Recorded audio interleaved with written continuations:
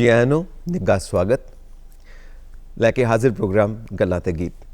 ਸਾਡੇ ਨਾਲ ਅੱਜ ਜੋ ਸ਼ਖਸੀਅਤ ਮੌਜੂਦ ਨੇ ਤੁਹਾਨੂੰ ਦੇਖ ਕੇ ਨਾ ਚਾਹ ਚੜ ਜਾਣਾ ਉਹਨਾਂ ਨੂੰ, ਕਿਉਂਕਿ ਹਮੇਸ਼ਾ ਆਉਂਦੇ ਰਹਿੰਦੇ ਨੇ। ਸਾਡੇ ਬਜ਼ੁਰਗ ਨੇ, ਸਾਡੇ ਪਰਿਵਾਰ ਦੇ ਖਾਸ ਸਦस्य ਨੇ ਜੋ ਹਮੇਸ਼ਾ ਆ ਕੇ ਜ਼ਿੰਦਗੀ ਜਿਉਣ ਦੀ ਕਲਾ ਸਾਨੂੰ ਸਿਖਾਉਂਦੇ ਨੇ। 91 ਵਰਿਆਂ ਦੇ ਹੋ ਗਏ ਪਰ ਲੱਗਦਾ ਕਿ ਨੌਜਵਾਨ ਨੇ, ਪੂਰੀ ਤਰ੍ਹਾਂ ਜ਼ਿੰਦਗੀ ਨਾਲ ਭਰਪੂਰ, ਜ਼ਿੰਦਗੀ ਦਾ ਸੰਦੇਸ਼ ਦਿੰਦੇ ਹੋਏ, ਜ਼ਿੰਦਗੀ ਦੀ ਪਰਿਭਾਸ਼ਾ ਨੂੰ ਸਾਰਥਕ ਕਰਦੇ ਹੋਏ। 81ਵੀਂ ਪੁਸਤਕ ਉਹਨਾਂ ਦੀ ਪ੍ਰਕਾਸ਼ਨ ਦੇ ਵਿੱਚ ਹੈ, ਯਾਨੀ ਕਿ 80 ਪੁਸਤਕਾਂ ਪ੍ਰਕਾਸ਼ਿਤ ਹੋ ਕੇ ਸਮਾਜ ਦੇ ਸਾਹਮਣੇ ਨੇ, ਸਮਾਜ ਦੀ ਝੋਲੀ ਦੇ ਵਿੱਚ ਪਾ ਚੁੱਕੇ ਨੇ। ਹੁਣ 81ਵੀਂ ਪੁਸਤਕ ਪ੍ਰਕਾਸ਼ਿਤ ਹੋ ਰਹੀ ਹੈ, ਉਹ ਵੀ ਛੇਤੀ ਆਉਣ ਵਾਲੀ ਹੈ। ਸੋ ਉਹਨਾਂ ਨੂੰ ਬਹੁਤ ਜ਼ਿਆਦਾ ਇਨਾਮਾਤ ਮਿਲੇ ਨੇ। ਸਭ ਤੋਂ ਵੱਡਾ ਇਨਾਮ ਤਾਂ ਹੈ ਕਿ ਸਾਡਾ ਸਾਰਿਆਂ ਦਾ ਪਿਆਰ, ਸਾਡੇ ਸਾਰਿਆਂ ਦੀ ਇੱਜ਼ਤ ਜੋ ਹਮੇਸ਼ਾ ਸਿਰ ਮੱਥੇ 'ਤੇ ਰੱਖਦੇ ਨੇ, ਪਰ ਜੋ ਦੁਨਿਆਵੀ ਤੌਰ 'ਤੇ ਅਸੀਂ ਜ਼ਿਕਰ ਕਰ ਸਕਦੇ ਹਾਂ, ਉਹਨਾਂ ਨੂੰ ਮਿਲਿਆ ਹੈ ਸਾਹਿਤ ਰਤਨ ਪੁਰਸਕਾਰ, ਪੰਜਾਬ ਗੌਰਵ ਪੁਰਸਕਾਰ। ਸੋ ਸਾਹਿਤ ਦੇ ਵਿੱਚ ਬਾਬਾ ਬੋੜ ਔਰ ਸਾਡੇ ਬਜ਼ੁਰਗ, ਸਾਡੀ ਖਾਸ ਬਜ਼ੁਰਗ, ਸਾਡੀ ਖਾਸ ਸ਼ਖਸੀਅਤ ਓਮ ਪ੍ਰਕਾਸ਼ ਗਾਸੋ ਜੀ, ਬਹੁਤ ਬਹੁਤ ਸਵਾਗਤ ਗਾਸੋ ਸਾਹਿਬ ਤੁਹਾਡਾ। ਔਰ ਸਾਨੂੰ ਤਾਂ ਵਾਕਈ ਚਾਅ ਚੜ੍ਹ ਜਾਂਦਾ, ਸਾਡੇ ਦਰਸ਼ਕਾਂ ਨੂੰ ਵੀ ਘਰ ਬੈਠਿਆਂ ਨੂੰ ਚਾਅ ਚੜ੍ਹਿਆ ਹੋਣਾ ਤੁਹਾਨੂੰ ਦੇਖ ਕੇ, ਤੁਹਾਡੀਆਂ ਗੱਲਾਂ ਸੁਣ ਕੇ ਤੇ ਹੋਰ ਨਜ਼ਾਰਾ ਬਣੂਗਾ। ਹੁਣ ਬਹੁਤ ਬਹੁਤ ਸਵਾਗਤ ਤੁਹਾਡਾ। मैं आरंभ करा अपनी गल? बिल्कुल करो। अपना विषय है सहहोंद दे समाजिक सूत्र जी। ये तिन्ने शब्द सहहोंद, समाज ते सूत्र तिन्ने यूनीवर्सिटी वर्गे शब्द ने, पर इन्हां नूं ये साझा करिए तो सहहोंद शब्द का अर्थ हुंदा है मिलवर्तन, अपनत, आपसदारी, परिवारिक जीवन ते रल मिल के रहना। सहहोंद इकट्ठे होकर जीवना, इस शब्द का सही अर्थ है सहहोंद। समाज नूं असीं सभ्यता कह सकते हैं, और समाज जिहड़ा है वो लुकाई दा समूह हुंदा है, और समाज जिहड़ा हुंदा है वो एक आदर्श हुंदा है, एक ब्योंत हुंदी है, एक विधि हुंदी है, एक प्राप्ति हुंदी है, एक बहुत वड्डे जीवन धारा चों पैदा होया एक विशेष किस्म का एक गुण हुंदा है, एक शोभा हुंदी है। वो समाज उहनूं कहंदे ने। जिहड़ा सूत्र है ये तो कहना ही की है, सूत्र का अर्थ हुंदा है अपनत, तत्त, या छोटे शब्दों च बहुत वड्डे गल्लां नूं समोई रखना, उहनूं सूत्र कहंदे ने। सो अज अपना जिहड़ा विषय है वो सहहोंद दे समाजिक सूत्र है, और सौखा जिहा विषय भी मनुख नूं मिल के किवें रहना चाहिदा है, भरपण किवें पैदा करना चाहिदा है, भाईचारा खंडित नहीं होना चाहिदा, उहदा की अर्थ है, किवें है। ये समुची धरती प्यारे पुत्रा, जिहड़ी सारी दी सारी धरती है, एक कुदरत की बहुत वड्डी कला है। तो कुदरत नूं कला ते कला नूं कुदरत कहा जाता है, और कुदरत नाल असी कदे कदे आड़ी टुक कर बैठते हैं, साडा स्नेह उहदे खत्म कर बैठते हैं, उहनूं अनडिठ करन लग जाते हैं, और फिर दुखांत पैदा हो जाते हैं। जे मैनूं सीधे तौर पर कहना पवे, ये धरती तो बहुत वड्डा प्रीख्या घर है, प्रीख्या थां है, जिथे हर रोज़ पानी, हवा, सुगंध, फुल, फल, ये उहदे सबजैक्ट विषय ने। सबजैक्ट ही कहना चाहता विषय। जी गासो साहब, देखो ना, तुसीं कुदरत की गल कीती है, आ जिहड़े युगां की गल करते हैं ना, 4 युग हुंदे ने, इहदे बारे कहा जाता है कि जिउं-जिउं कुदरत के नेड़े जांदे हो त्यों-त्यों सतयुग हुंदा है, जिउं-जिउं कुदरत तो दूर हुंदे हो त्यों-त्यों कलयुग हुंदा है। ये कुदरत का ही सारा खेड है। सो एक कुदरत नाल जुड़न वास्ते साडी मानसिक एकाग्रता जरूरी है, क्योंकि अजकल मानसिक एकाग्रता तो है ही नहीं। मन किन्ने हिस्सियां च वंडिया होया है, भटकदा फिरदा है। सब तो पहले दसो कि मानसिक एकाग्रता उन्होंने महान क्यों कहा जाता है? बहुत सौखी जी गल है कि मनुख जिहड़ा शब्द है ना, ये बहुत बारी साडी चर्चा का अंग बनया है कि मनुष्य शब्द मनुख मनन तो बढ़िया है, चिंतन तो बढ़िया है। हाँ जी। और मनुख विचारशील व्यक्ति है, और मनुख ही नहीं हुंदा, वो एक उद्देश हुंदा है, और वो एक मंतव हुंदा है, वो एक मंजिल हुंदा है, वो एक प्राप्ति हुंदी है।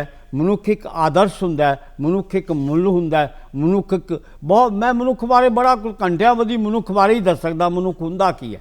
सो मनुख दे कोल मानसिकता, बौद्धिकता, इच्छा, सदरा, सुपने, इयां जिहियां बहुत सारिया चीज़ां ने। मानसिकता जिहड़ी है, और वो जिहड़ी है, मन कोई अंग तो है ही नहीं, फेफड़े हैं, दिल है, लिवर है, बहुत सारे अख, कन। सो मन चंचलता जिहड़ी है मन की एकाग्रता जिहड़ी है, मन की स्थिरता जिहड़ी है, मन की सर्वोत्तम स्थिति जिहड़ी है। हुण तुसीं तां कलयुग सतयुग कहता, सतोयुग रजोगुण तमोगुण गुण हुंदे ने। गुण जिहड़े ने सहहोंद भी एक गुण है, सहहोंद भी एक सिफत है। सहहोंद भी असी समाजिक तौर पर असी जदों किसी दे सहहोंद जिहड़ी है ना मनुखी व्यवहार की सब तो बेहद सोहनी ते सुचज्जी विਉਂਤ है जी बिल्कुल मिल के किवें रहने। हाँ जी। सो तुसीं मैनूं ये प्रश्न किया बेटा राजे पुत्र मेरे परम प्यारे पुत्र बई ये जिहड़ा मन की चंचलता जिहड़ी है ਉਹਦੇ कारण की है बाजारवाद वध रहा है। हाँ जी। और वो बाजारवाद जिहड़ा है ਉਹਦੇ अधीन मन जिहड़ा है मन नूं जिस वेद की जिस उपनिषद की जिस दार्शनिकता की जिस संस्कृति की जिस संकोच की जिस संजीदगी की लोड़ पैंदी है वो कोल है ही नहीं, वो गुआ बैठा। तो जदों कदे जिंदगी उहदे नाल गल्लां करन आउंदी है ना तो फिर वो दरवाजे बंद कर लैंदा है जी। तो बंद दरवाजियां दा बंद जिहड़ा है ना वो मनुख की मानसिकता भी बंद हो जाती है, ਉਹਦਾ कार्यकाल भी बंद हो जाता है। सो इस तरह ਦੀਆਂ बहुत सारिया गल्लां ने ਜਿਹੜੀਆਂ कि मनुख के मन ਨੂੰ प्रभावित ਕਰਦੀਆਂ। गासो साहब ਜਦੋਂ ਆਪਾਂ ਗੱਲ ਕਰਦੇ ਹਾਂ ਸਹਿਹੋਂਦ ਦੀ ਕੋਐਗਜ਼ਿਸਟੈਂਸ ਜਿਹਨੂੰ ਆਪਾਂ ਅੰਗਰੇਜ਼ੀ 'ਚ ਕਹਿ ਸਕਦੇ ਹਾਂ, ਜਿਹਦੇ ਬਾਰੇ ਹਮੇਸ਼ਾ ਸਾਨੂੰ ਗੁਰਬਾਣੀ ਦੇ ਵਿੱਚ ਤਾਂ ਖਾਸ ਤੌਰ ਤੇ ਕਿਹਾ ਜਾਂਦਾ ਹੈ ਕਿ ਮਨ ਤੂੰ ਜੋਤ ਸਰੂਪ ਹੈ ਆਪਣਾ ਮੂਲ ਪਛਾਣ। ਜਦੋਂ ਤੱਕ ਮਨ ਦੀ ਚੰਚਲਤਾ ਸਾਡੇ ਕਾਬੂ ਨਹੀਂ ਆਉਂਦੀ ਉਦੋਂ ਤੱਕ ਅਸੀਂ ਸਹਿਹੋਂਦ ਨੂੰ ਸਵੀਕਾਰ ਨਹੀਂ ਕਰਦੇ, ਦੂਜੇ ਨੂੰ ਸਵੀਕਾਰ ਨਹੀਂ ਕਰਦੇ। ਸਹਿਹੋਂਦ ਤੋਂ ਹੀ ਸਮਾਜਿਕ ਨਿਆਂ ਵੱਲ ਅਸੀਂ ਵੱਧਦੇ ਹਾਂ ਔਰ ਜਿਸ ਸਮਾਜ ਦੇ ਵਿੱਚ ਸਮਾਜਿਕ ਨਿਆਂ ਹੋਵੇ ਉਸ ਸਮਾਜ ਦੇ ਵਿੱਚ ਖੁਸ਼ਹਾਲੀ ਆਪਣੇ ਆਪ ਆਏਗੀ। ਸੋ ਇਹ ਸਹਿਹੋਂਦ ਤੋਂ ਸਮਾਜਿਕ ਨਿਆਂ ਦਾ ਜਿਹੜਾ ਸਫ਼ਰ ਹੈ ਇਹ ਕਿੱਦਾਂ ਤੈਅ ਕਰੇ ਮਨ ਸਾਡਾ। परम प्यारे पुत्र जे साफ ते सीधी गल करनी हुई धरती हुंदी है, धरती ते एक दरखत पैदा हुंदा है, फलारा दरखत पैदा हुंदा है। तुसीं वो दरखत की सहहोंद की गल नूं जाणो हुंदा की है, ਉਹਦੇ फल लगते हैं किन्ने प्यारे हुंदे ने। फल नूं वेख के ही मन प्रसन्न हो जाता है। असीं फुल्लां नूं नहीं वेखदे, असीं फलां नाल गल्लां नहीं करदे। किन्नी वड्डी तरतीब हुंदी है, किड्डी वड्डी सहहोंद हुंदी है दरखत के पत्तियां च, दरखत दीयां टाहणियां च एक दूसरे नाल कुरलाहट नहीं करदियां दरखत के पत्ते। सो किड्डी वड्डी सहहोंद है कि फलदारा दरखत जिहड़ा है धरती तो पैदा होया जदों सोहनी सोहनी घाह ते पक्के फल डिगदे ने वो सानू दिंदे ने, असीं खाने आ, असीं तृप्त हुंने आ, असीं आनंदित हुंने आ, असीं संतुष्ट हुंने आ और सानू इहों लगदा है भी जिवें ये आकाश चों डिगे हुंदे। सो सहहोंद की इदू वड्डी सिफत की होगी। दरखत तो साडे दोस्त ने, दरख्तां दे प्रति मानसिकता जिहड़ी साडी है अजकल जो कुछ है जही है वो तुसीं जाणदे हो, तुसीं विद्वान पुरुष हो। तो मेरे कहण दा अर्थ है बई ये सारा कुछ जिहड़ा ना सहहोंद दा ये एक ऐ ना समझो भी गुण ते अवगुण ज्ञान ते अज्ञान। हुण तू कहता बुढ़िया ये गुण ते अवगुण ज्ञान ते ज्ञान क्यों कहता। मैं कई बारी गल कही है भी ज्ञान विच चानण हुंदा है, अज्ञान विच हनेरा हुंदा है। और जदों असीं अज्ञानता दे अधीन रहने आ फिर साडी मानसिकता खंडित भी हो जाती है, मानसिकता चंचल भी होंदी है, असीं उजड़ भी जाने आ, असीं उखड़ भी जाने आ। बिल्कुल कहते हैं कि जिवें तुसीं दस्सिया फलां नूं देखो, दरख्तां नूं देखो, कुदरत नाल गल्लां करो, फुल्लां नूं देखो, पर असीं कुदरत तो दूर हो गए। जिउं-जिउं कुदरत तो दूर होने आ साडा मन खंडित हो जाता है, साडा मन एकाग्र नहीं रहिंदा। उस करके असीं स्वै अनुशासन विच नहीं रहिंदे, अनुशासन साडे जीवन विचों खत्म हो जाता है। और जदों अनुशासन नहीं है तो फिर समाज दे विच असीं समाजिक न्याय स्थापित नहीं कर सकते। अनुशासन दे नाल ही समाजिक न्याय है। ये अनुशासन किद्दां स्थापित होवे? देख प्यारे पुत्र, मैं आपां कहा सी भी एक सूत्र शब्द है। बिल्कुल। ते नाटकां विच सूत्र धार आउंदा है शब्द, बड़ा प्यारा शब्द है। बिल्कुल आउंदा। सो मनुख जिहड़ा है ना ये धरती लई एक सूत्र तार है। हाँ जी। जे हुण तू ये आख्या भी सहहोंद ही खत्म, मैं ते तू बैठे आ, ये अपने मेरे पूजनीक जिहड़े फोटोग्राफर ने वो दर्शक ने वो सारे दे सारे अपनी गल सुनते हैं। आपां सारे साह लैंदे आ, हवा है पौन है, तो तुसीं मैनूं दसो साह की कोई बाजार है, हवा का कोई दुकान है, हवा की कोई पूंजी है? हवा तो सुते सीधी ले जाने। बिल्कुल। पर हुण सभा नूं अशुद्ध करन दी जिम्मेवारी समाज दे सिर है, गंदगी दे सिर है। जे किसी शहर विच कई 100 टन गंदगी सड़दी है वो हवा नूं सड़ांद करदी है, गंदा बनाउंदी है, साडे फेफड़ियां नूं आ जिहड़े कैंसर वगैरह ताबदिक वगैरह ने। अज मैं सवेरे उठिया बरनाले तो तुरिया 250-200 किलोमीटर तुर के आया। मैं विच दी किवें कहा भी गरमेल ने आउण सार चाह पियाती। ये गल व्यक्तिवादी नहीं है। तो कहण दा अर्थ है भी ओह ਐਡੀ ਲੰਮੀ ਸਫ਼ਰ ਮੈਂ ਸ਼ੰਖ ਵਜਾਉਣਾ ਸਵੇਰੇ ਵਿਆਮ ਕਰਦਾ ਨਾ ਕੀਤਾ ਕਿਉਂਕਿ ਮੈਂ ਇੱਥੇ ਆਉਣਾ ਸੀ।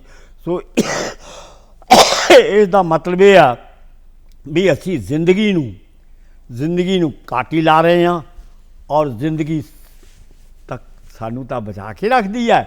ਸੋ ਬਹੁਤ ਸਾਰੀਆਂ ਗੱਲਾਂ ਨੇ ਜਿਹੜੀਆਂ ਛੋਟੀਆਂ ਛੋਟੀਆਂ ਸੂਖਮ ਧਰਾਤਲ 'ਤੇ ਰਹੱਸਵਾਦੀ ਭਾਵਧਾਰਾ ਨਾਲ ਤੇਰੇ ਨਾਲ ਸਾਂਝੀਆਂ ਕੀਤੀਆਂ ਜਾ ਸਕਦੀਆਂ। ਦੇਖੋ ਹਰ ਚੀਜ਼ ਦੀ ਜਿੱਦਾਂ ਮਨੁੱਖ ਦਾ ਮਨ ਹੈ, ਦਿਮਾਗ ਹੈ, ਉਹ ਕਹਿੰਦਾ ਪੜਤਾਲ ਕਰੋ, ਉਸ ਚੀਜ਼ ਦੀ ਖੋਜ ਕਰੋ, ਉਸ ਚੀਜ਼ ਦੀ ਗਹਿਰਾਈ 'ਚ ਜਾਓ, ਉਹਨੂੰ ਪਰਖੋ, ਉਹਨੂੰ ਪਹਿਚਾਣ ਸਕਦੇ ਹਾਂ ਅਸੀਂ। ਅੱਜ ਅਸੀਂ ਉਹ ਬਿਨਾਂ ਪਰਖੇ ਬਿਨਾਂ ਡੂੰਘਾਈ 'ਚ ਜਾਏ ਫਟਾਫਟ ਕੋਈ ਵੀ ਅਸੀਂ ਫੈਸਲਾ ਪਾਸ ਕਰ ਸਕਦੇ ਹਾਂ, ਕਿਸੇ ਬਾਰੇ ਵੀ ਗੱਲ ਕੋਈ ਵੀ ਕਰ ਦਿੰਦੇ ਹਾਂ, ਕਿਸੇ ਬਾਰੇ ਕੋਈ ਵੀ ਇਲਜ਼ਾਮ ਲਗਾ ਦਿੰਦੇ ਹਾਂ, ਫਿਰ ਸਹਿਹੋਂਦ ਕਿੱਦਾਂ ਅਸੀਂ ਸਵੀਕਾਰ ਕਰਦੇ ਪਏ ਹਾਂ। ਦੇਖ ਪੁੱਤਰਾ, ਮੈਂ ਤੈਨੂੰ ਬਾਰ-ਬਾਰ ਕਿਹਾ ਬਈ ਜਿਹੜੀ ਜ਼ਿੰਦਗੀ ਹੈ ਨਾ ਉਹਦਾ ਭੇਦ ਜਿਹੜਾ ਹੈ ਨਾ ਉਹ ਅਭੇਦ ਨਹੀਂ ਹੋ ਰਿਹਾ, ਹਾਂਜੀ ਲੁਪਤ ਹੋ ਰਿਹਾ, ਅਲੋਪ ਨਹੀਂ ਹੈ। ਜ਼ਿੰਦਗੀ ਜਿਹੜੀ ਹੈ ਉਹ ਇੱਕ ਵਰਦਾਨ ਹੈ, ਉਹ ਇੱਕ ਬਖਸ਼ਿਸ਼ ਹੈ, ਉਹ ਇੱਕ ਅਨਾਇਤ ਹੈ। ਉਹ ਤਾਂ ਇਹ ਸਮਝੋ ਵੀ ਕੁਦਰਤ ਨੇ ਜਿਵੇਂ ਵਰਖਾ ਹੁੰਦੀ ਹੈ ਨਾ ਆਕਾਸ਼ ਵਿੱਚ ਬੱਦਲ, ਅਸੀਂ ਤਾਂ ਕਦੇ ਬੱਦਲ ਯਾਦ ਆ ਗਿਆ, ਬੱਦਲਾਂ ਨਾਲ ਸਾਡੀ ਕੋਈ ਦੋਸਤੀ ਨਹੀਂ। ਆਕਾਸ਼ ਵਿੱਚ ਉੱਡਦੇ ਹੋਏ ਪੰਛੀਆਂ ਦੇ ਪ੍ਰਵਾਦ ਨੂੰ ਅਸੀਂ ਕਦੇ ਵੇਖਦੇ ਨਹੀਂ। ਅਸੀਂ ਫੁੱਲਾਂ 'ਚ ਆਉਂਦੀ ਹੋਈ ਸੁਗੰਧ ਜਿਹੜੀ ਹੈ ਉਹਨੂੰ ਅਹਿਸਾਸ ਆ ਗਿਆ ਸ਼ਬਦ ਮੇਰੇ ਦਿਮਾਗ 'ਚ, ਮੈਂ ਅਟਕ ਤਾਂ ਗਿਆ ਸੀ। ਆਦਮੀ ਤਾਂ ਇੱਕ ਅਹਿਸਾਸ ਹੁੰਦਾ, ਹੁਣ ਅਹਿਸਾਸ ਗੁਆਚ ਰਿਹਾ ਮੇਰਾ ਵੱਡਾ ਮੁੰਡਾ ਕਹਿੰਦਾ ਬਾਪੂ ਉੱਥੇ ਤੈਨੂੰ ਖੰਘ ਆ ਜਾਂਦੀ ਹੈ। ਅਹਿਸਾਸ ਜਿਹੜੀ ਹੈ ਉਹ ਜ਼ਿੰਦਗੀ ਵਿੱਚ ਆਦਮੀ ਨੂੰ ਪੂਰਨਤਾ ਬਖਸ਼ਦੀ ਹੈ, ਸੰਪੂਰਨਤਾ ਬਖਸ਼ਦੀ ਹੈ। ਹਾਂਜੀ, ਅਹਿਸਾਸ ਕਿਉਂ ਖਤਮ ਹੁੰਦਾ? ਵਿਦਿਆ ਪ੍ਰਣਾਲੀਆਂ ਕੀ ਕਰਦੀਆਂ ਨੇ? ਮੈਂ ਇੱਕ ਤੇਰੇ ਵਰਗੇ ਵਿਦਵਾਨ ਦਾ ਪੜ੍ਹਿਆ, ਉਹ ਕਹਿੰਦਾ ਅੱਜ ਸਾਡੀ ਜਿਹੜੀ ਸਿੱਖਿਆ ਪ੍ਰਣਾਲੀ ਹੈ ਉਹਨਾਂ 'ਚ ਕੋਈ ਪਾਠ ਹੈ ਜਾਣੀ ਜਿਹੜਾ ਸਮਾਜਿਕ ਯਥਾਰਥ ਨੂੰ ਦੱਸਦਾ ਹੋਵੇ। ਹੁਣ ਸਮਾਜਿਕ ਯਥਾਰਥ ਕੀ ਹੈ, ਇਹਨੂੰ ਕੌਣ ਪੈਦਾ ਕਰਦਾ ਹੈ, ਇਹਦੀ ਉਤਪੱਤੀ ਦੇ ਪਿੱਛੇ ਕਿਹੜੇ ਕਿਹੜੇ ਹੱਥ ਨੇ, ਉਹ ਕਿਸ ਕਿਸਮ ਦੀ ਉਤਪੱਤੀ ਹੈ, ਉਹ ਸਾਰੀਆਂ ਗੱਲਾਂ ਗਾਸੋ ਤਾਂ ਜਾਣਦਾ ਹੈ। ਜੀ ਜੀ, ਅਗਲਾ ਸਵਾਲ ਕਰ। ਅਗਲਾ ਸਵਾਲ ਕਰਦਾ ਮੈਂ। ਗੱਲ ਇੱਦਾਂ ਹੈ ਗਾਸੋ ਸਾਹਿਬ ਕਿ ਅਸੀਂ ਸਮਾਜ ਨੂੰ ਸੁਧਾਰਨਾ ਚਾਹੁੰਦੇ ਹਾਂ, ਅਸੀਂ ਸਮਾਜ ਨੂੰ ਸਹੀ ਕਰਨਾ ਚਾਹੁੰਦੇ ਹਾਂ, ਪਰ ਪਹਿਲਾ ਸਵਾਲ ਇਹ ਹੈ ਕਿ ਮੈਂ ਆਪਣੇ ਆਪ ਨੂੰ ਸੁਧਾਰ ਲਿਆ, ਮੈਂ ਆਪਣੇ ਆਪ ਨੂੰ ਸਹੀ ਕਰ ਲਿਆ, ਪਹਿਲਾ ਸਵਾਲ ਇਹ। ਦੂਜੀ ਗੱਲ ਕਿ ਜਦੋਂ ਆਪਾਂ ਸਮਾਜ ਨੂੰ ਸੁਧਾਰਨਾ ਚਾਹੁੰਦੇ ਹਾਂ ਤਾਂ ਸਮਾਜ ਦੇ ਅੱਗੇ, ਸਮਾਜ ਦੇ ਸਾਹਮਣੇ ਆਪਾਂ ਸੱਚੀ ਗੱਲ ਰੱਖ ਸਕਦੇ ਹਾਂ ਵੀ ਇਹਨੂੰ ਸਵੀਕਾਰ ਕਰੋ, ਇਹਦੇ ਉੱਤੇ ਚਰਚਾ ਕਰੋ, ਵਿਚਾਰ ਕਰੋ। ਪਰ ਅਸੀਂ ਕੀ ਕਰਦੇ ਹਾਂ, ਕੋਈ ਬੰਦਾ ਗਲਤੀ ਕਰਦਾ ਪਹਿਲਾਂ ਉਹਦਾ ਰੱਜ ਕੇ ਅਪਮਾਨ ਕਰਾਂਗੇ, ਪਹਿਲਾਂ ਉਹਨੂੰ ਰੱਜ ਕੇ ਨੀਵਾਂ ਦਿਖਾਵਾਂਗੇ, ਜਦੋਂ ਸਾਰੀ ਦਿਲ ਦੀ ਭੜਾਸ ਕੱਢ ਲਵਾਂਗੇ ਫਿਰ ਕਹਾਂਗੇ ਹੁਣ ਤੈਨੂੰ ਮੈਂ ਦੱਸਦਾ ਸਹੀ ਗੱਲ ਕੀ ਹੁੰਦੀ ਹੈ, ਹੁਣ ਮੈਂ ਵੱਡਾ ਜਾਣਕਾਰ, ਮੈਂ ਵੱਡਾ ਸਿਆਣਾ, ਮੈਂ ਤੈਨੂੰ ਦੱਸਾਂਗਾ ਕਿ ਸਹੀ ਸੱਚਾਈ ਕੀ ਹੁੰਦੀ ਹੈ। ਇਹ ਜਿਹੜੀ ਸੋਚ ਹੈ ਇਹ ਕਿੱਥੇ ਲੈ ਕੇ ਜਾਏਗੀ ਸਾਨੂੰ? ਇਹ ਰਾਜੇ ਬੇਟੇ ਤੂੰ ਜਿਹੜੀ ਗੱਲ ਕੀਤੀ ਹੈ ਨਾ, ਇਹ ਅਹੰ ਭਾਵ ਦੀ ਗੱਲ ਕੀਤੀ ਹੈ ਜੀ। ਇੱਕ ਅਹੰ ਭਾਵ ਹੁੰਦਾ, ਇੱਕ ਅਹੋ ਭਾਵ ਹੁੰਦਾ ਜੀ। ਅਹੰ ਭਾਵ ਹੰਕਾਰ ਦਾ ਹੁੰਦਾ, ਘਮੰਡ ਦਾ ਹੁੰਦਾ, ਨਿਜਵਾਦੀ ਹੁੰਦਾ, ਸਵਾਰਥੀ ਹੁੰਦਾ ਤੇ ਲਾਲਚੀ ਹੁੰਦਾ। ਹਾਂਜੀ, ਇਹ ਜਿਹੜੀ ਤੂੰ ਵਿਆਖਿਆ ਕੀਤੀ ਹੈ ਨਾ, ਇਹ ਸਵਾਰਥ ਦੀ ਕੀਤੀ ਹੈ, ਲਾਲਚ ਦੀ ਕੀਤੀ ਹੈ, ਨਿਜਵਾਦ ਦੀ ਕੀਤੀ ਹੈ, ਇੱਕ ਥਾਂ ਤੇ ਕੇਂਦਰਿਤ ਸ਼ਬਦ ਵੀ ਨਹੀਂ ਕਹਿ ਸਕਦਾ, ਖੜੋਤ ਦੀ ਕੀਤੀ ਹੈ ਜੀ। ਮੇਰਾ ਮਤਲਬ ਹੈ ਜਦੋਂ ਤੂੰ ਇਹ ਪ੍ਰਸ਼ਨ ਕੀਤਾ ਮੇਰੇ ਮਨ 'ਚ ਪ੍ਰਕਿਰਤੀ ਤੇ ਪ੍ਰਵਿਰਤੀ ਦੋ ਸ਼ਬਦ ਆ ਗਏ ਜਿਹੜੇ ਉੱਚ ਪਾਏ ਦੇ ਸ਼ਬਦ ਨੇ। ਅੱਜ ਸਮਾਜਿਕ ਪ੍ਰਕਿਰਤੀ ਕੀ ਹੈ, ਅੱਜ ਸਮਾਜਿਕ ਪ੍ਰਵਿਰਤੀ ਕੀ ਹੈ, ਅੱਜ ਸਮਾਜਿਕ ਆਦਤਾਂ ਕੀ ਨੇ, ਅੱਜ ਸਮਾਜਿਕ ਰਚਨਾਤਮਕਤਾ ਦਾ ਦ੍ਰਿਸ਼ਟੀਕੋਣ ਕੀ ਹੈ, ਅੱਜ ਸਮਾਜ ਸਿਰਜਨਾਤਮਕਤਾ ਤੋਂ ਪਾਸੇ ਕਿਉਂ ਜਾ ਰਿਹਾ ਹੈ। ਇਹ ਗਾਸੋ ਸ਼ਬਦ ਵੀ ਮੈਂ ਕਹਿਣਾ ਨਹੀਂ ਚਾਹੁੰਦਾ ਕਿਉਂਕਿ ਵਿਅਕਤੀ ਦਾ ਸੂਚਕ ਹੈ। ਇਹ ਗੱਲਾਂ ਵਿਵੇਕ ਤਾਂ ਜਾਣਦਾ ਹੈ। ਅਸੀਂ ਅਰਦਾਸ ਵਿੱਚ ਕਹਿੰਦੇ ਹੁੰਦੇ ਹਾਂ ਵਿਵੇਕ ਦਾਨ ਦੇਈ ਹੈ ਅਕਾਲ ਪੁਰਖ। ਹਾਂਜੀ, ਸੋ ਵਿਵੇਕਸ਼ੀਲ ਵਿਅਕਤੀ ਜਿਹੜੇ ਨੇ, ਗਾਸੋ ਮੈਂ ਕਹਿਣਾ ਨਹੀਂ ਚਾਹੁੰਦਾ, ਮੇਰਾ ਮਤਲਬ ਹੈ ਉਹ ਸਾਰੇ ਦੇ ਸਾਰੇ ਵਿਅਕਤੀ ਤਾਂ ਹੀ ਜਾਣਦੇ ਨੇ। ਮੈਨੂੰ ਪਤਾ ਬਹੁਤ ਵਿਦਵਾਨ ਨੇ ਮੇਰੇ ਦੇਸ਼ ਵਿੱਚ, ਐਡੇ ਵਿਦਵਾਨ ਨੇ, ਰਿਸ਼ੀ ਮੁਨੀ ਤਪੱਸੀ ਸਾਧੂ ਸੰਤ। ਗੁਰਬਾਣੀ ਦਾ ਤੁਸੀਂ ਜ਼ਿਕਰ ਕੀਤਾ, ਸਮੁੱਚੀ ਗੁਰਬਾਣੀ ਜਿਹੜੀ ਹੈ ਉਹ ਵਿਵੇਕ ਹੈ। ਬਿਲਕੁਲ ਸਮੁੱਚੀ ਗੁਰਬਾਣੀ ਜਿਹੜੀ ਹੈ ਉਹ ਪਥ ਪ੍ਰਦਰਸ਼ਕ ਹੈ। ਸਮੁੱਚੀ ਗੁਰਬਾਣੀ ਜਿਹੜੀ ਹੈ ਉਹ ਇੱਕ ਉਪਦੇਸ਼ ਹੀ ਨਹੀਂ, ਉਹ ਇੱਕ ਸਾਧਨਾ ਹੈ ਜੀ। ਮੇਰਾ ਕਹਿਣ ਦਾ ਅਰਥ ਹੀ ਬਣਦਾ ਹੈ ਵੀ ਇਹ ਸਾਰੀਆਂ ਗੱਲਾਂ ਜ਼ਿੰਦਗੀ ਦਾ ਇੱਕ ਅਜਿਹਾ ਅੰਗ ਨੇ ਜਿਹੜਾ ਕਿ ਅਖੰਡ ਤੇ ਅਮਰ ਹੈ। ਅਟੁੱਟ ਹੈ। ਬਿਲਕੁਲ। ਹੁਣ ਜਿਹੜੀਆਂ ਚੀਜ਼ਾਂ ਨੂੰ ਅਖੰਡ ਤੇ ਅਮਰ ਵਜੋਂ ਸਾਨੂੰ ਪੜਾਉਣਾ ਚਾਹੀਦਾ ਉਹ ਖੰਡਿਤ ਹੋ ਰਹੀਆਂ ਨੇ, ਉਹ ਟੁੱਟ ਰਹੀਆਂ ਨੇ। ਜੀ ਬਿਲਕੁਲ। ਪਾਣੀ ਮੈਂ ਫੇਰ ਪੀ ਲਾਂ। ਆਪਾਂ ਇਸ ਤਰ੍ਹਾਂ ਕਰਦੇ ਹਾਂ ਗਾਸੋ ਸਾਹਿਬ, ਇੱਕ ਗੀਤ ਸਾਡਾ ਇੰਤਜ਼ਾਰ ਕਰ ਰਿਹਾ, ਕਿਉਂਕਿ ਜ਼ਿੰਦਗੀ ਦਾ ਦੂਜਾ ਨਾਂ ਸੰਗੀਤ ਹੈ, ਗੀਤ ਹੈ। ਇਸ ਗੀਤ ਦਾ ਸੰਗੀਤ ਦਾ ਆਨੰਦ ਲੈ ਕੇ ਫਿਰ ਉਸ ਤੋਂ ਬਾਅਦ ਤੁਹਾਡੀਆਂ ਗੱਲਾਂ ਤੇ ਪਰਤਦੇ ਹਾਂ। ਆਓ ਜੀ ਇਸ ਗੀਤ ਦਾ ਆਨੰਦ ਲਈਏ।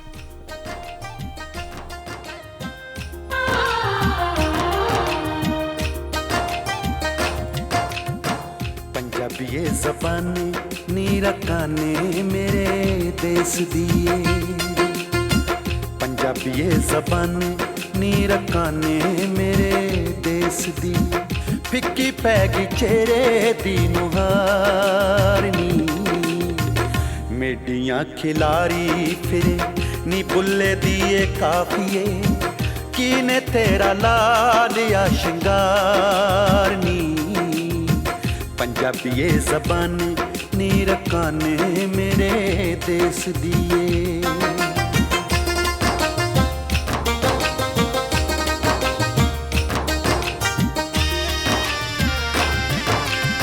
ਤੂੰ ਗੋਰਖ ਦੀ ਗੁੜਤੀ ਲੈ ਕੇ ਨਾ ਥੱਟਲੇ ਜਾਈ,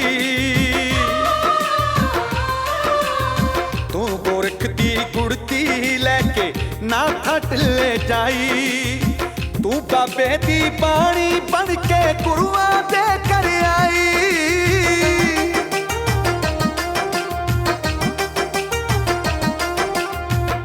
ਸੰਗਤਾਂ ਨੇ ਲਾਡ ਤੇ ਪਿਆਰ ਦਿੱਤਾ ਐਸਾ ਤੈਨੂੰ, ਸੰਗਤਾਂ ਨੇ ਲਾਡ ਤੇ ਪਿਆਰ ਦਿੱਤਾ ਐਸਾ ਤੈਨੂੰ, ਦਿਨਾਂ ਵਿੱਚ ਹੋ ਗਈ ਮੁਟਿਆਰਨੀ, ਪੰਜਾਬੀਏ ਜ਼ਬਾਨ ਨੀ ਰਕਾਨੇ ਮੇਰੇ ਦੇਸ ਦੀਏ।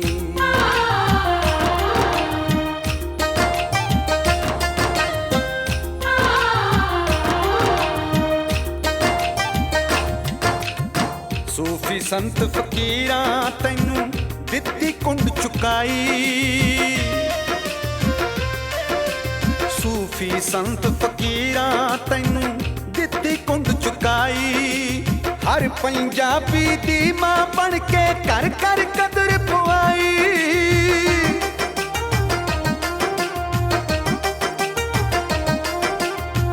ਟੋਲੇ ਮਾਈਏ ਟੱਪੇ ਤੇਰੇ ਰੂਪ ਦਾ ਸ਼ਿੰਗਾਰ ਬਣੇ, ਟੋਲੇ ਮਾਈਏ ਟੱਪੇ ਤੇਰੇ ਰੂਪ ਦਾ ਸ਼ਿੰਗਾਰ ਬਣੇ, ਕਾਫੀਆਂ ਸਵਈਏ ਤੇਰਾ ਪਿਆਰ ਨੀ, ਪੰਜਾਬੀਏ ਜ਼ਬਾਨ ਨੀ ਰਕਾਨੇ ਮੇਰੇ ਦੇਸ ਦੀਏ।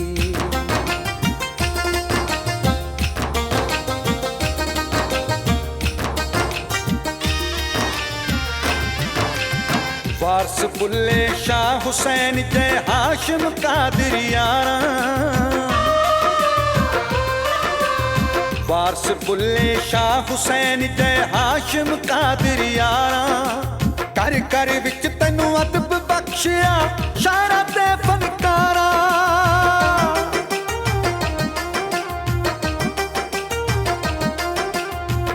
ਸੰਨ 47 ਵਿੱਚ ਹੋਇਆ ਅਦਰੰਗ ਤੈਨੂੰ, ਸੰਨ 47 ਵਿੱਚ ਹੋਇਆ ਅਦਰੰਗ ਤੈਨੂੰ, ਫੇਰ ਨਾ ਤੂੰ ਹੋਈ ਪੱਬਾਂ ਪਾਰਨੀ, ਪੰਜਾਬੀਏ ਜ਼ਬਾਨ ਨੀ ਰਕਾਨੇ ਮੇਰੇ ਦੇਸ ਦੀਏ।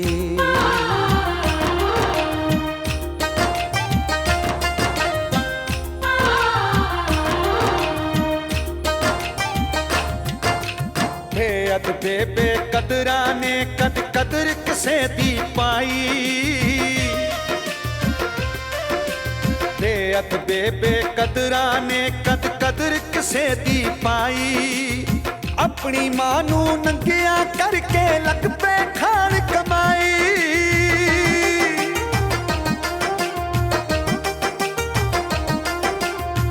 ਪੁੱਤਾਂ ਨੂੰ ਪੜ੍ਹਾ ਕੇ ਅੰਗਰੇਜ਼ੀ ਕਹਦੇ ਅਸੀਂ ਤੇਰੀ, ਪੁੱਤਾਂ ਨੂੰ ਪੜ੍ਹਾ ਕੇ ਅੰਗਰੇਜ਼ੀ ਕਹਦੇ ਅਸੀਂ ਤੇਰੀ, ਚਿਤਾ ਕਰੀ ਬੈਠੇ ਆ ਤਿਆਰ ਨੀ, पंजाबी ये ज़बान नी रकाने मेरे देश दिए।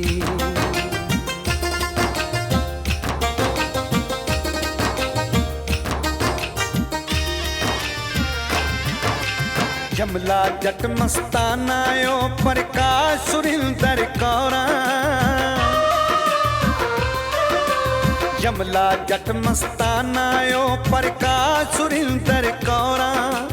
कदर बिना कोई कद तक जीवे तू बस पैगी चोरा।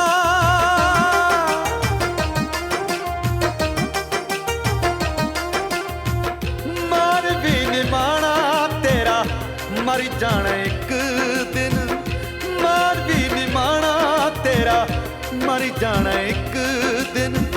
नूरपुरी शिव बाड़ी मारनी, पंजाबी ये ज़बान नी रकाने मेरे देश दी।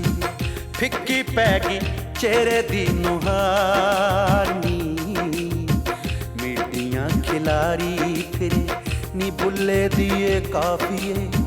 कीने तेरा लालिया शिंगारनी, पंजाबी ये ज़बान नी, पंजाबी ये ज़बान।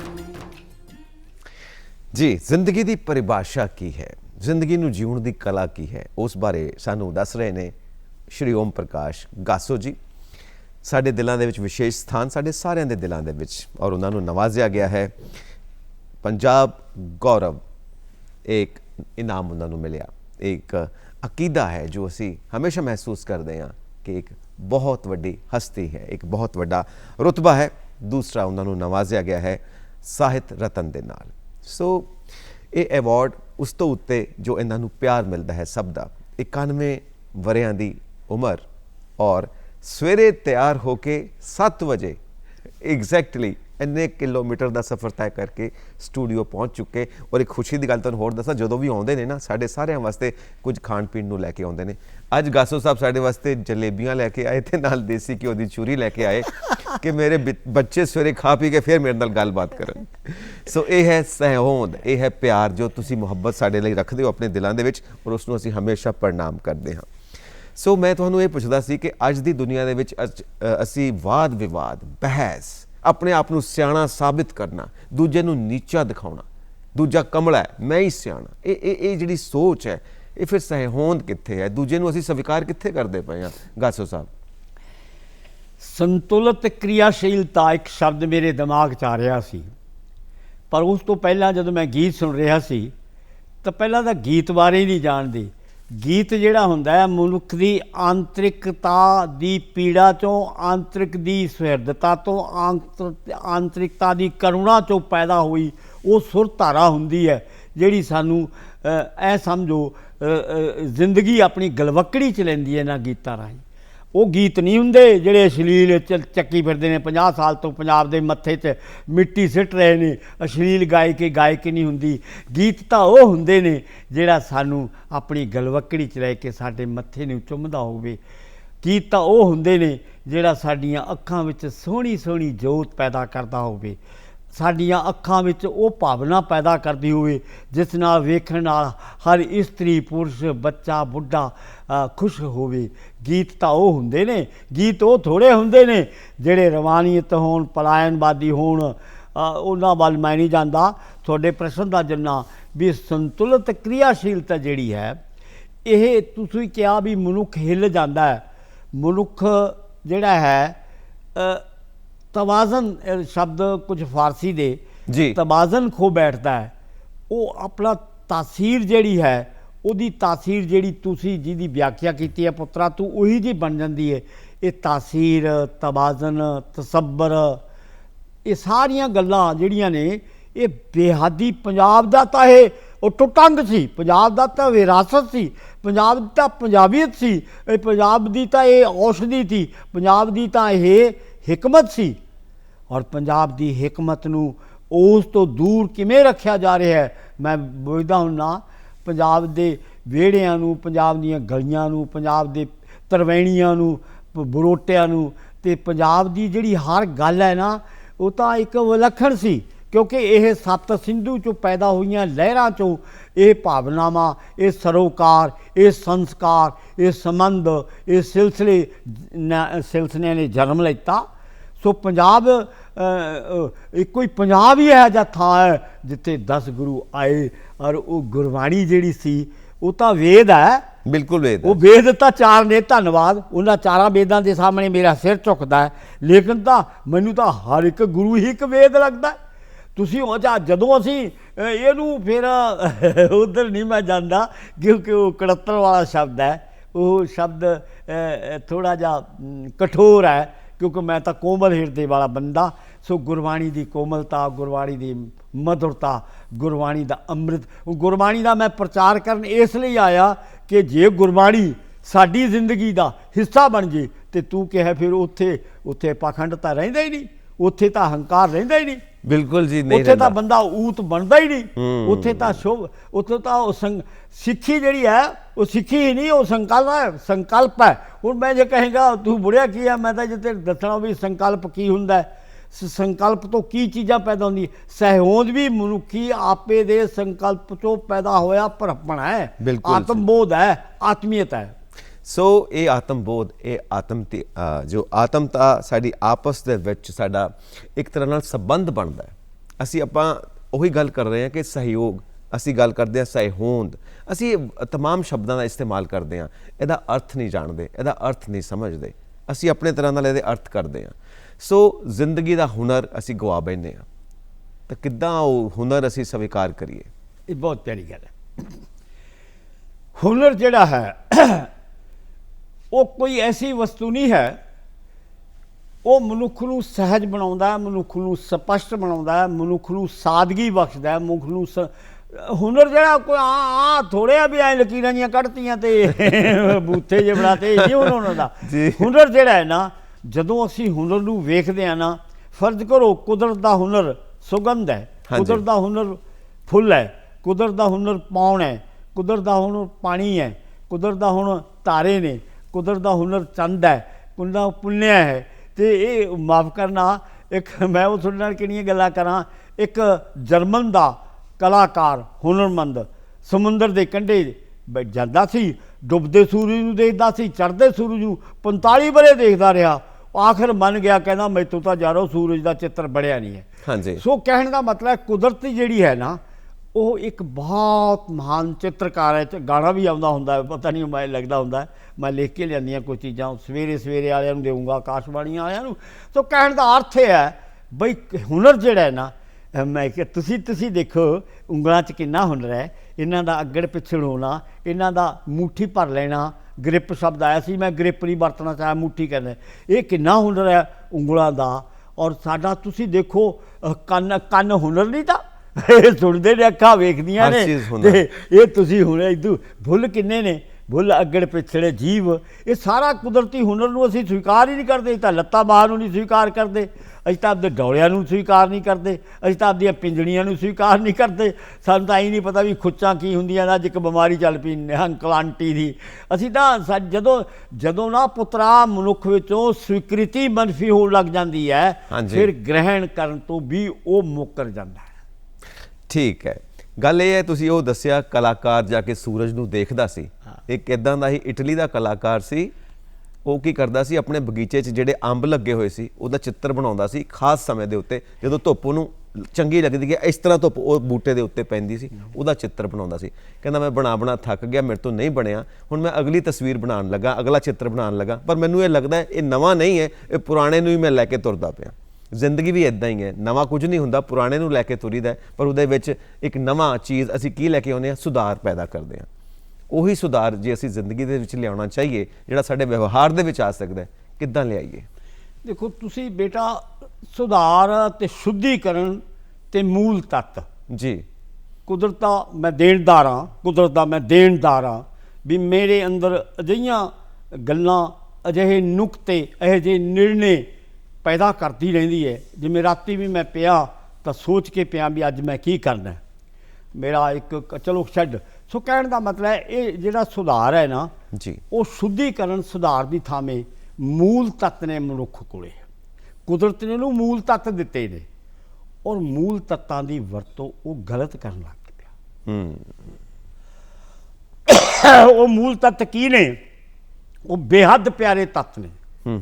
ਜੇ ਕਦੇ ਮੈਂ ਬੋਲਣਾ ਹੋਵੇ ਮਨੁੱਖ ਤੇ ਮੂਲ ਤੱਤ, ਤੇ ਇਹ ਤੇ ਘੰਟਿਆਂ ਦੀ ਮੂਲ ਤੱਤ ਕੀ ਹੈ? ਹਰ ਇੱਕ ਪੁਰਸ਼ ਨੂੰ, ਮੈਂ ਅੱਜ ਕੱਲ੍ਹ ਇੱਕ ਲੇਖ ਲਿਖਿਆ, ਔਰਤ ਤਾਂ ਅਧਿਆਤਮ ਹੈ, ਇੱਕ ਲੇਖ ਲਿਖ ਰਿਹਾ। ਔਰਤ ਨੂੰ ਸਾਰਾ ਸਦੀਆਂ ਤੋਂ ਹੀ ਨਹੀਂ ਪਛਾਣਿਆ ਗਿਆ ਵੀ ਉਹ ਅਧਿਆਤਮ ਹੈ। ਉਹਦੇ ਕੋਲੇ ਐਡਾ ਵੱਡਾ ਬੋਧ ਹੈ, ਐਡੀ ਵੱਡੀ ਕੁਦਰਤ ਨੇ, ਉਹ ਤਾਂ ਧਰਤੀ ਹੈ। ਇਸਤਰੀ ਤਾਂ ਜ਼ਿੰਦਗੀ ਦਾ ਬਹੁਤ ਵੱਡਾ ਅਜਿਹਾ ਸੰਗੀਤ ਹੈ, ਅਜਿਹਾ ਨਾਚ ਹੈ ਜਿਹਨੂੰ ਨਟਰਾਜ ਹੈ। ਉਹ ਤਾਂ ਇਸਤਰੀ ਤਾਂ ਨਟਰਾਜ ਹੈ, ਇਸਤਰੀ ਤਾਂ ਸੰਗੀਤ ਹੈ, ਇਸਤਰੀ ਤਾਂ ਵੀਣਾ ਹੈ, ਇਸਤਰੀ ਤਾਂ ਸਵਰ ਹੁੰਦੀ ਹੈ ਨਾ, ਉਹ ਬਾਜੇ ਦੀਆਂ ਬਾਜਾਂ ਤੇ ਨਹੀਂ ਕਹਿਣਾ ਚਾਹੁੰਦਾ, ਹਾਰਮੋਨੀਅਮ ਵੀ ਨਹੀਂ ਕਹਿਣਾ ਚਾਹੁੰਦਾ ਮੈਂ। ਉਹ ਇਸਤਰੀ ਤਾਂ ਸਮਾਜਿਕ ਸੁਰ ਹੈ, ਔਰ ਐਸਾ ਸੁਰ ਹੈ, ਤੁਸੀਂ ਇਸਤਰੀ ਦੇ ਬੋਲ ਨੂੰ ਸੁਣ ਲਓ, ਇੱਕ ਮਨੁੱਖ ਦੇ ਬੋਲ ਨੂੰ ਸੁਣ ਲਓ। ਇਸਤਰੀ ਦੇ ਬੋਲ ਵਿੱਚ ਕੁਦਰਤ ਨੇ ਆਪਣਾ ਇੱਕ ਵਿਸ਼ੇਸ਼ ਕਿਸਮ ਦੀ, ਤੁਸੀਂ ਕਦੇ ਸੁਣ ਕੇ ਦੇਖਿਓ, ਆਪਦੀ ਬੇਟੀ ਨੂੰ ਕਹੇ, ਲੈ ਬੇਟੀ ਰਾਣੀ ਤੂੰ ਬੋਲੀ, ਲੈ ਪੁੱਤ ਹੁਣ ਤੂੰ ਬੋਲੀ, ਤੂੰ ਅਸੀਂ ਦੇਖਿਓ ਬੇਟੀ ਦੇ ਬੋਲਾਂ ਵਿੱਚ ਕਿੰਨਾ ਵਾਹ ਵਾਹ ਵਾਹ ਵਾਹ। ਤੋ ਕਹਿਣ ਦਾ ਮਤਲਬ ਹੈ ਇਹ ਆ ਜਿਹੜੀਆਂ ਗੱਲਾਂ ਤੁਸੀਂ ਕਰਦੇ ਹੋ ਸੁਧਾਰ ਦੀਆਂ, ਇਹਦਾ ਸੁਧਾਰ ਤਾਂ ਵਿਗਾੜ ਤੇ ਜਿਹੜੇ ਲੱਗੇ ਨੇ ਉਹ ਤਾਂ ਮੈਨੂੰ ਪਤਾ ਹੈ ਕਿਵੇਂ ਹੈ, ਕੌਣ ਹੈ, ਕੀ ਹੈ, ਕਿੱਥੋਂ। ਉਧਰ ਨੂੰ ਮੈਂ ਜਾਣ ਦਾ ਹੱਕ ਨਹੀਂ ਹੈ ਇਸ ਸੰਸਥਾ ਤੋਂ। ਤੋ ਕਹਿਣ ਦਾ ਮਤਲਬ ਹੈ ਮੈਂ ਉਹ ਜਿਹੜਾ ਮਹਿਸੂਸ ਕਰਦਾ, ਮੈਂ ਜਾਵਾਂਗਾ, ਕੁਛ ਕਰਾਂਗਾ, ਪੜ੍ਹਾਂਗਾ, ਲਿਖਾਂਗਾ, ਚਲੋ ਕੀ ਕਰਨੇ, ਦਰਖਤਾਂ ਨੂੰ ਕਿਵੇਂ ਸਾਂਭਦਾ ਮੈਂ 50 ਵਰ੍ਹਿਆਂ ਤੋਂ, ਇਹ ਗੱਲਾਂ ਨਿਜਵਾਦੀ ਨੇ, ਇਹ ਤਾਂ ਛੋਟੀਆਂ ਗੱਲਾਂ ਨੇ। ਸੋ ਕਹਿਣ ਦਾ ਅਰਥ ਇਹ ਹੈ, ਤੁਸੀਂ ਕਦੇ ਹਾਥੀ ਨੂੰ ਤੁਰਦਿਆਂ ਦੇਖਿਓ ਜੰਗਲ 'ਚ, ਸ਼ੇਰ ਨੂੰ ਤੁਰਦਿਆਂ ਦੇਖਿਓ, ਹਿਰਨ ਨੂੰ ਤੁਰਦਿਆਂ ਦੇਖਿਓ, ਕੋਇਲ ਦੀ ਆਵਾਜ਼ ਨੂੰ ਸੁਣਦਿਆਂ ਦੇਖਿਓ। ਉਤਸ਼ਾਹ ਹੁਣ ਤਾਂ ਸਾਡੀ ਖਤਮ, ਕੁਦਰਤ ਨਾਲ ਵਿਗੜੇ ਹੋਏ ਆ, ਸਮਾਜ ਨਾਲ ਵਿਗੜਿਆ, ਬਾਜ਼ਾਰ ਸਾਡੇ 'ਤੇ ਭਾਰੂ ਹੋ ਰਿਹਾ, ਔਰ ਉਹਦਾ ਪ੍ਰਤੀਕਰਮ ਕੀ ਹੈ? ਉਹ ਠੰਡ ਗੋਪਾਲ ਵਰਗੀ ਜ਼ਿੰਦਗੀ ਅਸੀਂ ਗੁਜ਼ਾਰ ਰਹੇ ਹਾਂ, ਖਾਲੀ ਟਲੀਆਂ ਜਿਹੀਆਂ ਖੜਕਾਈ ਜਾਂਦੇ ਹਾਂ। ਉਹ ਬਹੁਤ ਸਾਰੀਆਂ ਗੱਲਾਂ ਉੱਧਰ ਨੂੰ ਮੈਂ ਜਾਂਦਾ। ਧਰਮ ਦੀ ਜਿਹੜੀ ਵਿਆਖਿਆ ਹੈ ਨਾ, ਉਹ ਕਲਾਤਮਿਕ ਭਾਵਨਾ ਨਾਲ ਸੰਬੰਧਿਤ ਹੈ। ਹੁਣ ਕਲਾਤਮਕ ਭਾਵਨਾ ਕੀ ਹੁੰਦੀ ਹੈ? ਪਹਿਲਾਂ ਤਾਂ ਇਹ ਧਰਮ ਵਾਲੇ ਦੱਸੇ। ਇਹ ਧਰਮ ਦਾ ਜਿਹੜੀ ਹੈ ਕਲਾਤਮਕ ਭਾਵਨਾ 'ਚੋਂ ਪੈਦਾ ਹੋਈ ਆ, ਇੱਕ ਅਜਿਹਾ ਸੰਗੀਤ ਹੈ ਜਿਹੜਾ ਮਨੁੱਖ ਦੇ ਆਪੇ ਨੂੰ ਸੰਤੁਲਿਤ ਹੀ ਨਹੀਂ ਰੱਖਦਾ, ਸ਼ੁੱਧ ਰੱਖਦਾ ਹੈ, ਸ਼ੁਭ ਬਣਾਈ ਰੱਖਦਾ ਹੈ। ਉਹ ਬੜਾ ਕੁਛ ਹੈ। ਅਸੀਂ ਕੁਦਰਤੀ ਨਹੀਂ ਰਹਿ ਗਏ, ਅਸੀਂ ਗੈਰ ਕੁਦਰਤੀ ਹੋ ਗਏ। ਹਾਂ, ਗੈਰ ਕੁਦਰਤੀ। ਜਦੋਂ ਇੱਕ ਕੋਇਲ ਦੀ ਤੁਸੀਂ ਗੱਲ ਕੀਤੀ, ਕੋਇਲ ਬੋਲਦੀ ਆ ਤਾਂ ਕੁਦਰਤੀ ਬੋਲਦੀ, ਉਹਨੂੰ ਅਸੀਂ ਇਹ ਨਹੀਂ ਕਹਿੰਦੇ ਕਿ ਤੂੰ ਸਰਗਮ ਗਾ ਕੇ ਦਿਖਾ, ਤੂੰ ਸੁਰਾਂ 'ਚ ਬੋਲ। ਵਾਚਕ ਨਹੀਂ ਹੈ ਕੋਇਲਾ ਜਿਹੜਾ, ਉਹਦੀ ਆਵਾਜ਼ ਹੁੰਦੀ ਹੈ। ਜਿਵੇਂ ਮੋਰ ਨਹੀਂ ਸੁੰਦਰ ਨਹੀਂ ਹੁੰਦੀ, ਮੋਰ ਸੁੰਦਰ ਹੁੰਦਾ। ਕੋਇਲ ਕਹਿਣ ਨੂੰ ਕਿਹਾ ਜਾਂਦਾ, ਤੇ ਹੈ ਤਾਂ ਉਹਦੀ ਜਿਹੜੀ ਆਵਾਜ਼ ਹੈ ਉਹ ਕੁਦਰਤੀ ਆਵਾਜ਼ ਹੈ। ਉਹਨੂੰ ਅਸੀਂ ਇਹ ਨਹੀਂ ਕਹਿੰਦੇ ਤੂੰ ਸੁਰ 'ਚ ਗਾ, ਤੂੰ ਸਰਗਮ 'ਚ ਗਾ, ਉਹ ਕੁਦਰਤੀ ਗਾ ਰਹੀ ਹੈ। ਇੱਦਾਂ ਸਾਨੂੰ ਵੀ ਕੁਦਰਤੀ ਹੋਣਾ ਚਾਹੀਦਾ, ਤਾਂ ਹੀ ਸਾਡਾ ਵਿਵਹਾਰ ਸ਼ੁੱਧ ਹੋ ਸਕਦਾ ਹੈ। ਜ਼ਿੰਦਗੀ ਸ਼ਹਿਨਾਈ ਹੈ। ਬਿਸਮਿਲ੍ਲਾ ਖਾਂ ਤਾਂ ਸ਼ਹਿਨਾਈ ਬਾਦਕ ਸੀ, ਮਹਾਨ, ਮੇਰਾ ਸਿਰ ਝੁਕਦਾ ਹੈ।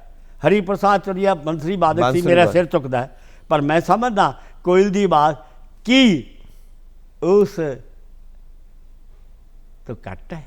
ਕੋਇਲ ਦੀ ਆਵਾਜ਼ ਤੇ ਫਿਰ ਕੋਇਲ ਦੀ ਆਵਾਜ਼ ਹੈ। ਨਹੀਂ, ਕੋਇਲ ਨਾਲ ਨਾ ਜੁੜੋ, ਕੁਦਰਤ ਨਾਲ ਜੁੜੋ, ਕੁਦਰਤ ਨਾਲ ਜੁੜੋ। ਔਰ ਉਹ ਆਵਾਜ਼ ਤੁਸੀਂ ਸ਼ਹਿਨਾਈ ਬਾਦਨ ਤੋਂ, ਅਸੀਂ ਜਦੋਂ ਕਿਸੇ ਨੂੰ ਸਵਾਗਤ ਕਰਦੇ ਹਾਂ ਨਾ, ਸ਼ਹਿਨਾਈ ਬਾਦਨ ਨਾਲ ਕਰਦੇ ਆ, ਤੇ ਕੋਇਲ ਦੀ ਆਵਾਜ਼ ਨੂੰ ਯਾਦ ਕਰਨ ਨਾਲ ਹੀ ਮਨ ਪ੍ਰਸੰਨ ਹੋ ਜਾਂਦਾ। ਯਾਦ ਕਰਨ ਨਾਲ ਮੋਰ ਪਾਲ ਪਾਉਂਦਾ, ਮੋਰਨੀ ਉਨੀ ਸੁੰਦਰ ਨਹੀਂ ਹੁੰਦੀ। ਸੋ ਕਹਿਣ ਦਾ ਅਰਥ ਹੈ, ਬਸ ਇਹ ਜ਼ਿੰਦਗੀ ਨੇ, ਮੈਂ ਤੁਰਦਾ ਨਾ ਕਦੇ ਕਦੇ, ਤੁਸੀਂ ਪਾਣੀ ਦੀਆਂ ਲਹਿਰਾਂ ਕੋਲ ਬੈਠ ਕੇ ਕਦੇ ਲਹਿਰਾਂ ਨਾਲ ਗੱਲਾਂ ਤਾਂ ਕਰਕੇ ਦੇਖਿਓ। ਵਾਹ। ਤੁਸੀਂ ਸਾਗਰ ਦੀ ਵਿਸ਼ਾਲਤਾ ਨੂੰ ਕਦੇ ਸਵੀਕਾਰ ਕਰਕੇ ਤਾਂ ਵੇਖਿਓ, ਤੁਹਾਨੂੰ ਐਂ ਲੱਗੂਗਾ, ਹੈ ਇਹ ਤਾਂ ਯਾਰ ਮੈਂ ਵੀ ਸਾਗਰ ਹਾਂ, ਮੈਂ ਵੀ ਨਦੀ ਦੀ ਲਹਿਰ ਹਾਂ, ਮੈਂ ਵੀ ਇਹ ਨਾ ਜੋ ਉਹ ਤਾਂ ਕਹੂਗਾ ਮੈਂ ਤਾਂ ਯਾਰ ਪਾਣੀ ਹਾਂ, ਤੇ ਮੈਂ ਇਹ ਕੀ ਹੋ ਗਿਆ ਮੈਨੂੰ। ਉਹ ਫਿਰ ਉਹ ਜਦੋਂ ਅੱਖਾਂ ਖੁੱਲ੍ਹਦੀਆਂ ਨਾ, ਬੌਧਿਕ ਅੱਖਾਂ, ਚੇਤਨ ਦੀ ਅੱਖਾਂ, ਸੁਰਦਤਾ ਦੀਆਂ ਅੱਖਾਂ, ਕਰੁਣਾਮਈ ਅੱਖਾਂ ਖੁੱਲ੍ਹਦੀਆਂ, ਦੂਜੀਆਂ ਅੱਖਾਂ ਨਹੀਂ ਕਹਿੰਦਾ ਮੈਂ ਆਦਮੀ ਜਿਹੜਾ ਹੈ ਉਹ ਆਤਮਬੋਧ ਤੋਂ ਸਖਣਾ ਜਿਉਂ ਬਣਦਾ। ਆਤਮਬੋਧ ਹੈ ਇਹ, ਉਹ ਆਤਮਬੋਧ ਦੱਸਣ ਵਾਲੀ ਨਹੀਂ ਹਨ। ਮੈਂ ਉਹੀ ਕਹਿ ਦਿਆਂ, ਅੰਦਰ ਦੀ ਅੱਖ ਪੈਂਦਾ ਹੈ ਮੁੱਲ ਆਖਰ, ਅੰਦਰ ਦੀ ਰੋਸ਼ਨੀ ਦਾ, ਉਹ ਹਮੇਸ਼ਾ ਹੀ ਸਾਨੂੰ ਸਮਝਾਇਆ ਜਾਂਦਾ। ਗਾਸੋ ਸਾਹਿਬ, ਸਾਰੀ ਦੁਨੀਆ ਨੂੰ, ਸਾਰੀ ਲੋਕਾਈ ਨੂੰ ਪਿਆਰ ਕਰਨਾ ਆਸਾਨ ਹੈ, ਗੁਆਂਢੀ ਨਾਲ ਪਿਆਰ ਕਰਨਾ ਮੁਸ਼ਕਿਲ ਕਿਉਂ ਹੈ? ਦੇਖੋ, ਇਹ ਬੇਟਾ प्यारे पुत्र पेतली पद्धर दे विवहार नूं जी जी पेतली पद्धर दे विवहार नूं जिंदगी दे नाल जोड़िया नहीं जा सकता। जी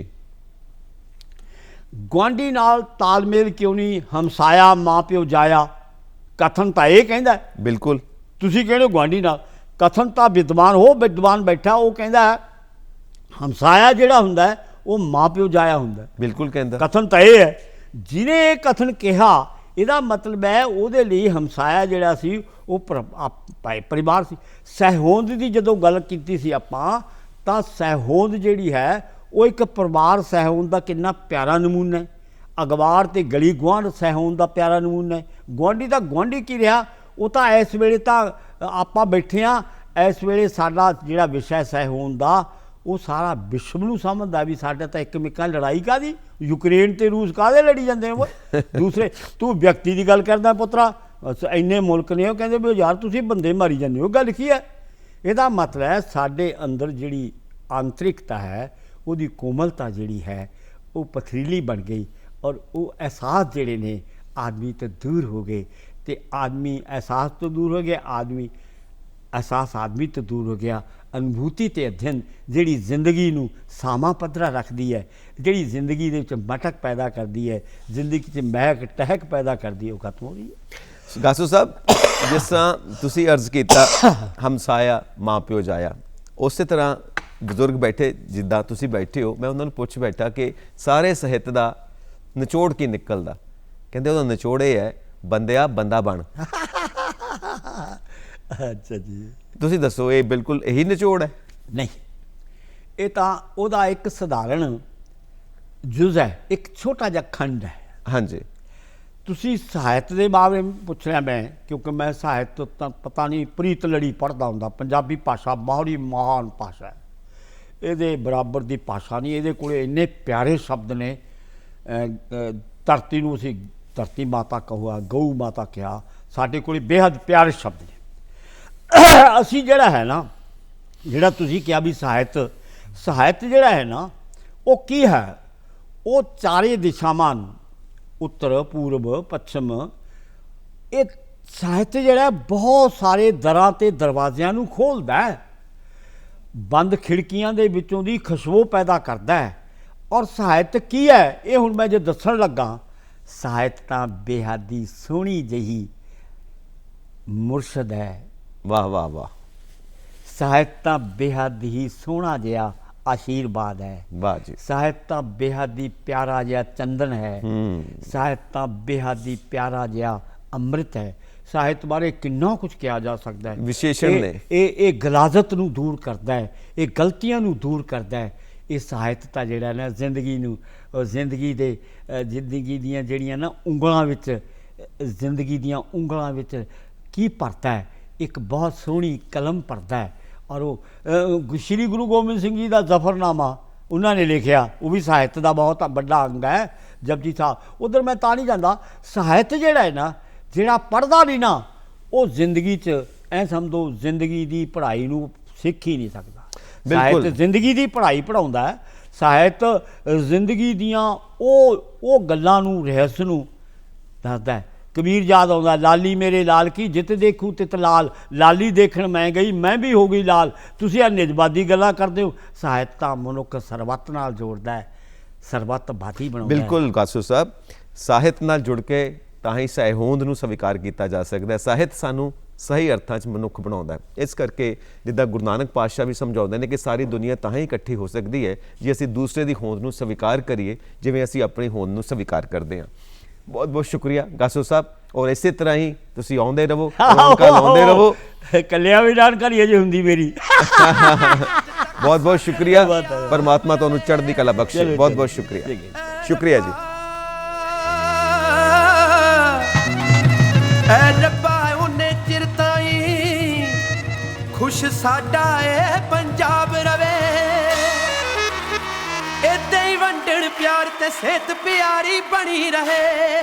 ਰੱਬ ਕਰਕੇ ਪੰਜਾਬੀਆਂ ਦੀ ਸਰਦਾਰੀ ਬਣੀ ਰਹੇ, ਰੱਬ ਕਰਕੇ ਪੰਜਾਬੀਆਂ ਦੀ ਸਰਦਾਰੀ ਬਣੀ ਰਹੇ।